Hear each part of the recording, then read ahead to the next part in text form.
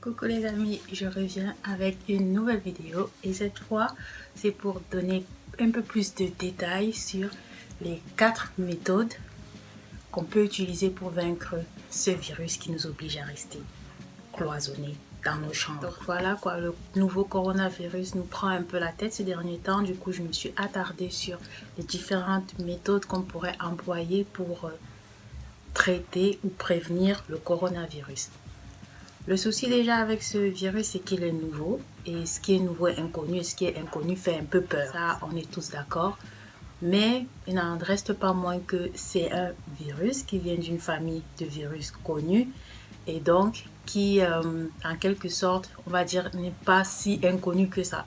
Donc, on reprend juste les anciennes méthodes et on essaye d'adapter ces méthodes de virologie. Donc, je vais vous présenter les 4 méthodes les plus plausibles qui vont nous permettre de stopper net ce virus dans sa lancée en fait. Donc, la première méthode, c'est bien sûr la vaccination. Ça, c'est la prévention. On va prévenir vaut mieux que guérir. Donc, la première méthode reste la vaccination. Il s'agirait en fait de créer ou fabriquer un vaccin qui puisse être assez efficace pour neutraliser le virus. Comment fonctionne le vaccin en fait? C'est, on va dire, une infime partie du virus qui va être inoculée, en fait, qui va être injectée à l'homme et ainsi obliger le système immunitaire à produire des anticorps dirigés contre ces mini-particules de virus qui sont en quantité assez importante pour produire une réaction, mais pas suffisante pour développer la maladie. Du coup, dans cette optique, en fait, le système immunitaire aura juste à reconnaître, identifier le virus et pour la fois où vous serez malheureusement infecté, eh bien, vous aurez déjà des anticorps qui pourront à ce moment-là être appropriés, adaptés et émettre en fait une réponse efficace et proportionnelle à cette infection et ainsi vous protéger de l'attaque. C'est pourquoi je trouve un peu irrationnel de dire que oui, les Africains sont forts, les Africains sont protégés, que quand on a vécu dans les élobies de blablabla, ça veut dire on ne peut pas, c'est pas une petite grippe ou bien un petit virus qui peut nous tuer, machin. Il faut comprendre le concept d'anticorps avant de dire que ouais, les Africains ont des anticorps 3 fois plus forts que ceux des autres. C'est pourquoi l'anticorps est fabriqué en fonction d'un virus spécifique, en fonction d'un pathogène spécifique. Donc, tant que nous autres Africains n'avons pas été mis en contact avec le corona, on ne peut pas dire qu'on a déjà des anticorps 3 fois plus forts que les autres qui vont répondre de manière 3 fois plus forte. C'est pas tout quoi. Je veux dire, c'est pas... Déjà, le Camerounais qui a guéri, il n'a pas guéri parce qu'il est noir, il n'a pas guéri parce qu'il est africain. Il a guéri parce qu'il avait un bon système immunitaire. C'est un jeune homme qui a une hygiène de vie correcte, qui fait du sport, qui a une bonne condition physique. Donc ça l'a vachement aidé. De la même façon que ça a aidé je ne sais pas si c'est 5000 ou 6000 autres cas de corona qui ont été guéris. On voit juste c'est vrai que c'est lui le seul Africain pour l'instant qui a officiellement été contaminé et guéri. Du coup, mais c'est justement on ne peut pas se baser sur un cas pour généraliser toute la population africaine en fait. C'est ça qui est un peu, quand je parle de limiter dans la réflexion, c'est par rapport à ça qu'on ne peut pas prendre un cas ici et 7000 là-bas et comparer et dire que oui, les Africains ont des anticorps 3 fois plus répondants que c'est pas suffisant en fait. Il faudrait faire une étude plus développée avec un nombre de cas un peu plus élevé que 1 pour commencer à comparer et à généraliser. Donc, aller dire que oui, les Africains sont protégés d'office de par leur africanité, moi, je trouve ça à la limite dangereux. Parce que maintenant, dans les quartiers, nos petits frères ou nos mamans qui sont au village et tout, qui ne sont pas vraiment en contact avec le monde scientifique, ou alors même qui n'ont pas ces notions de vaccination, de traitement de virus et tout, se disent que, ah, on a dit sur WhatsApp que les Africains ne meurent pas de coronavirus, donc nous on est ici, là on est peinard. Ben non, ben non. Et vous allez aller prendre moins de précautions, aller faire moins attention, parce que inconsciemment vous vous dites que de toute façon vous êtes africain, vous êtes protégé.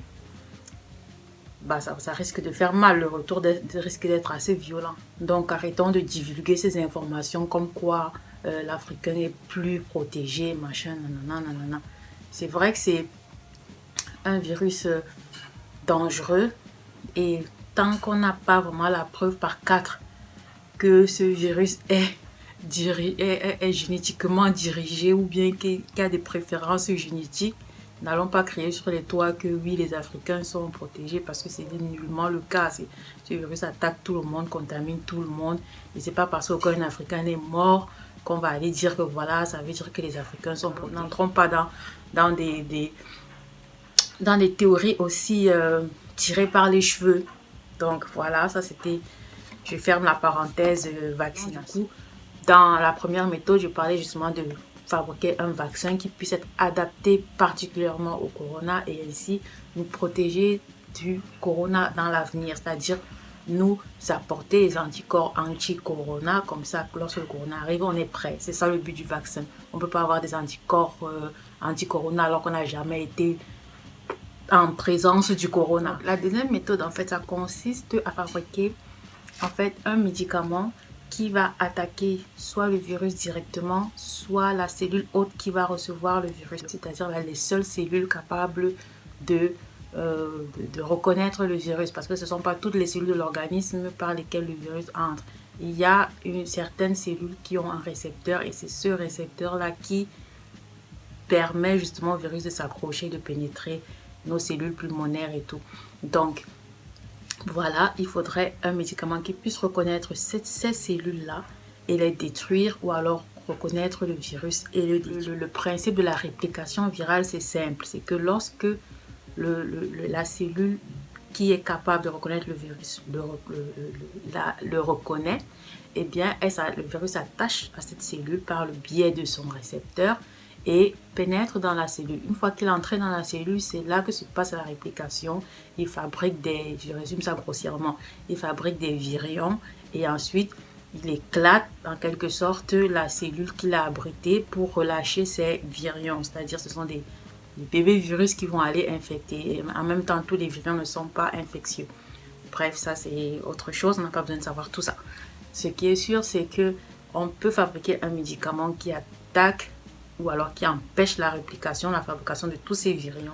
Voilà, mais le seul danger avec ce type de médicament, en fait, c'est que certains vont faire quoi? Certains vont juste empêcher, c'est-à-dire bloquer un stade de la réplication virale, et ainsi empêcher le virus de grandir et de fabriquer ses virions.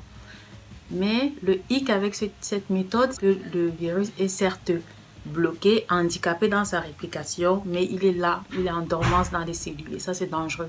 Parce qu'il est là, il ne peut pas se répliquer, il est bloqué, enfermé dans une cellule, et on ne sait pas quelle peut être sa réaction. C'est-à-dire, après un certain temps, il pourrait muter, par exemple, et devenir une forme beaucoup plus agressive, ou alors une forme moins agressive. On ne sait pas trop qu'est-ce qu'il pourrait devenir, parce qu'il reste là, il dort, il est handicapé, mais il continue peut-être de changer, en fait, il essaye de s'adapter également à cette condition, et le jour où il la dépasse, bah, c'est le jour où l'effet du médicament se termine et vous vous retrouvez avec un virus qui a muté, et ça c'est assez dangereux. Donc du coup cette méthode pourrait être efficace, mais on connaît la limite.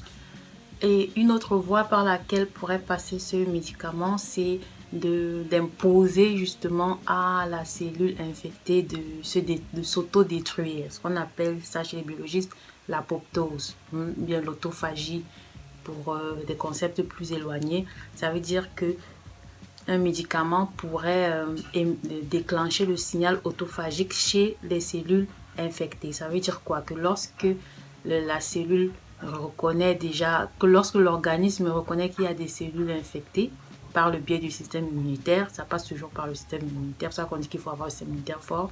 Donc voilà, quand le système immunitaire détecte des cellules infectées, ces cellules-là vont être en quelque sorte interpellées et des signaux peuvent être déclenchés justement grâce à l'aide de certains médicaments et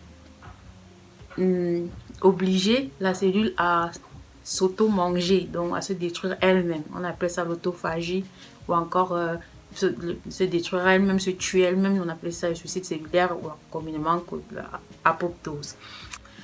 Ce qui s'ensuit en fait, c'est que quand la cellule se mange elle-même, on va dire le cadavre cellulaire va être débarrassé par les cellules du système immunitaire, les phagocytes, qui vont venir manger tous les débris, les restes et éliminer ça grâce à toutes leurs enzymes digestives et tout. Donc voilà comment l'organisme pourrait se débarrasser de ce virus également. Mais un autre problème, parce qu'il n'y en a pas qu'un, un autre problème avec la conception des médicaments, c'est que c'est pas le médicament peut être, le mécanisme efficace peut être trouvé en 3 heures, comme j'ai vu dans les infos. Il y a un laboratoire américain, je crois c'est à Houston, qui ont découvert en 3 heures, ils ont eu le principe pour tester leur vaccin et tout. Ça, c'est pas le plus compliqué. Il y a des virologistes bien assez intelligents, assez compétents.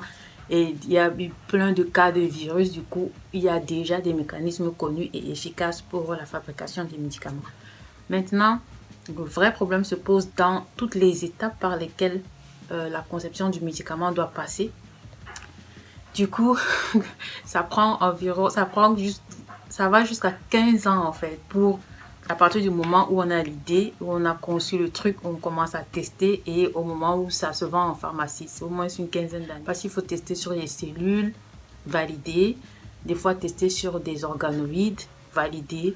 Après tester sur les modèles animaux, les souris en laboratoire, valider. Passer dans les études cliniques chez l'homme. Il y a des études juste pour déterminer la dose efficace qui prennent 1 an. Ensuite, il y a des études pour comparer avec un effet mettre à l'écart l'effet placebo et tout ça.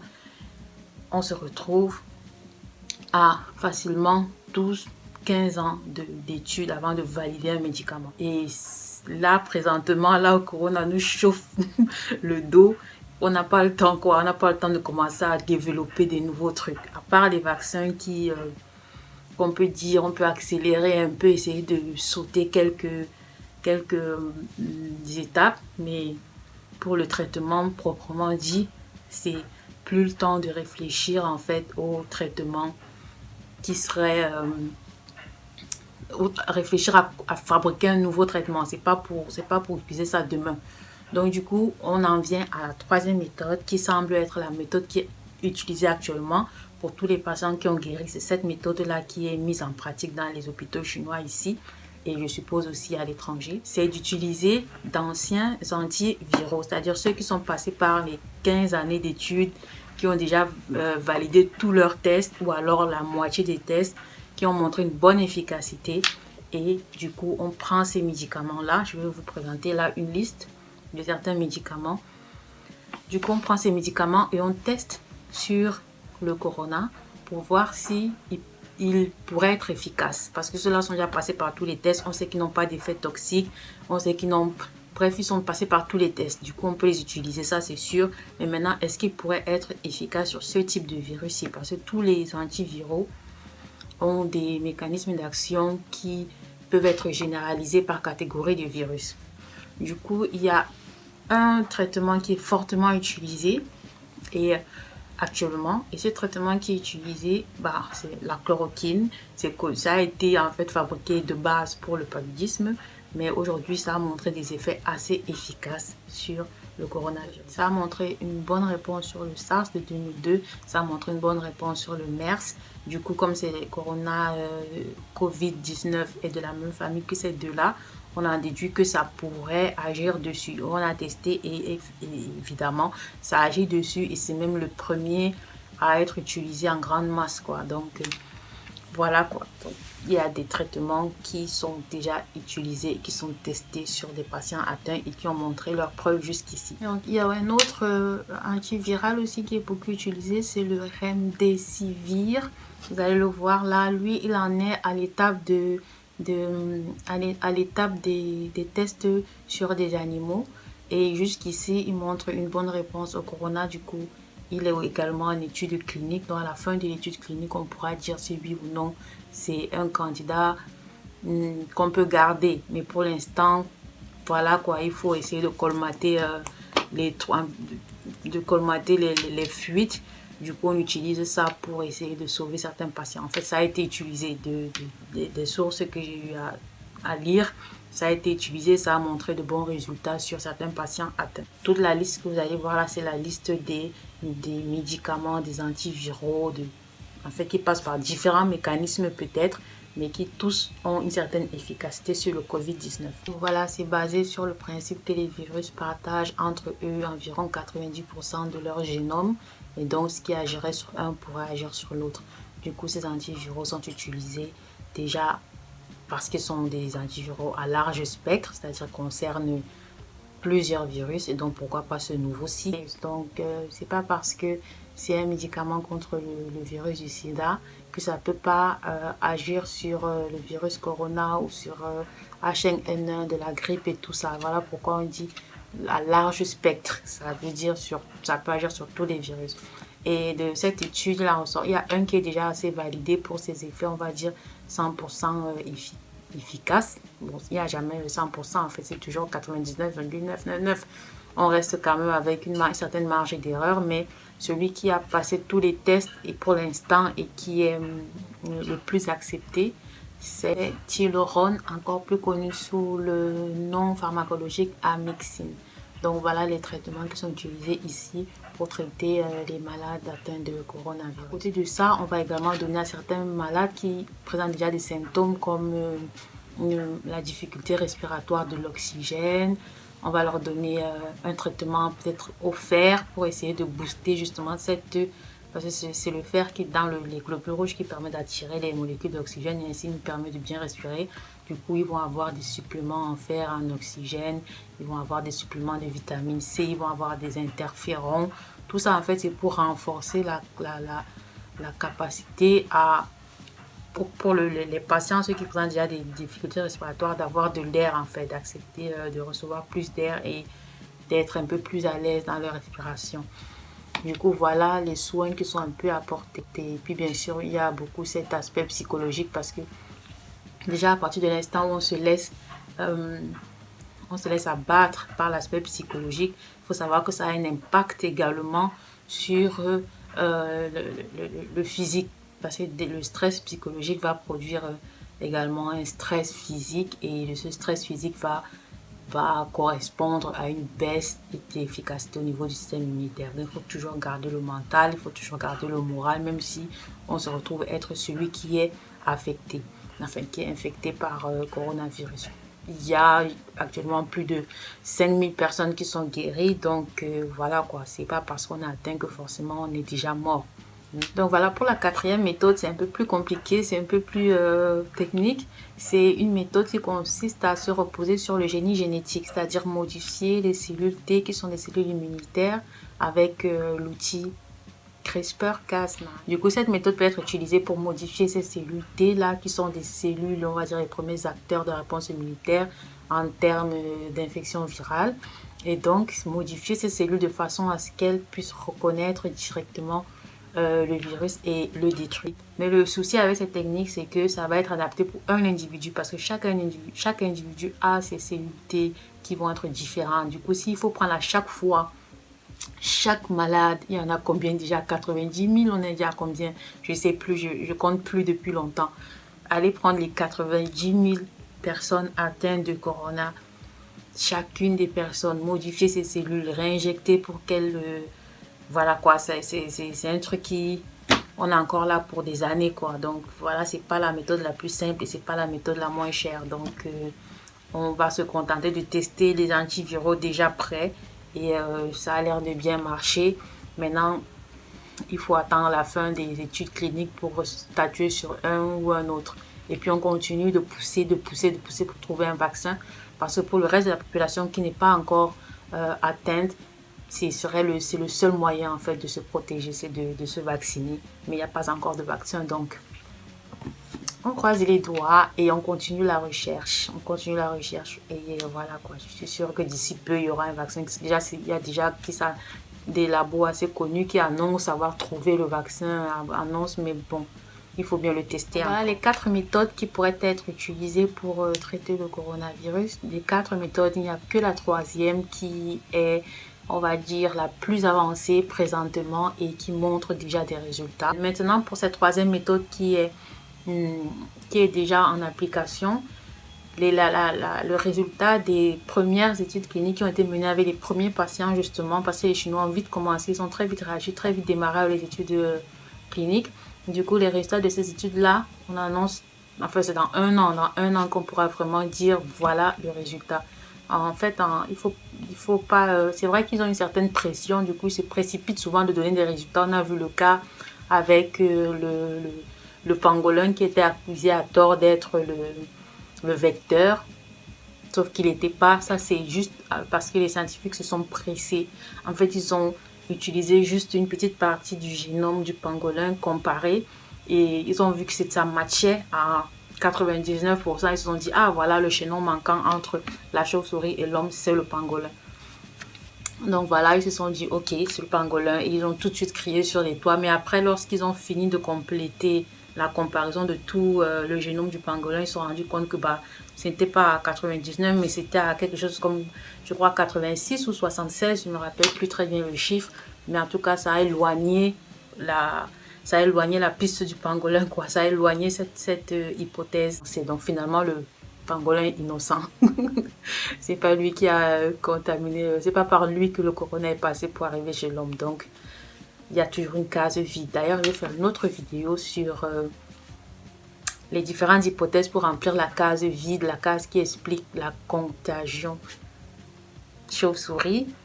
Là, il y a une case vide au milieu. Alors, déjà, je vais vous expliquer dans la prochaine vidéo la case vide c'est quoi et quelles sont les hypothèses pour permettre de remplir cette case. Sur quoi ça discute à gauche et à droite. Donc, merci d'avoir suivi la vidéo. Si vous avez aimé, likez, commentez, partagez.